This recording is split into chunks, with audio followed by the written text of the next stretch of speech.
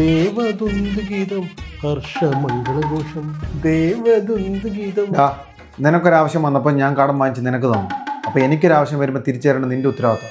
നീ ഒന്ന് പോയി എൻ്റെ കോൺസെൻട്രേഷൻ കളയാനായിട്ട്. എൻ്റെ പൈസ ഇല്ല.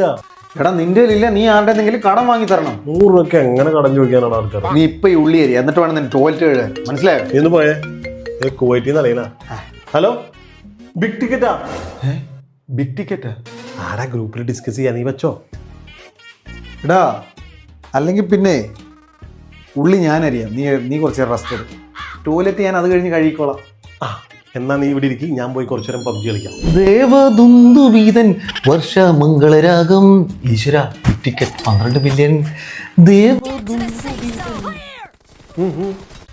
അളിയ നിനക്ക് ചായ ആയിരുന്നോ കോഫി ആയിരുന്നു?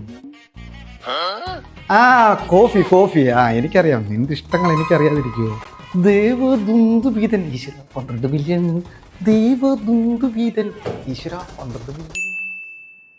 അളിയാ ഞാൻ അറിഞ്ഞേട്ടാ, ഒറ്റ നമ്പറിനല്ല 12 മില്യൺ പോയത്. അത് പ്രശ്നമില്ലടാ, നമുക്ക് അടുത്ത തവണ നോക്കാം. ചിലതടിക്കും ചിലതടിക്കില്ല.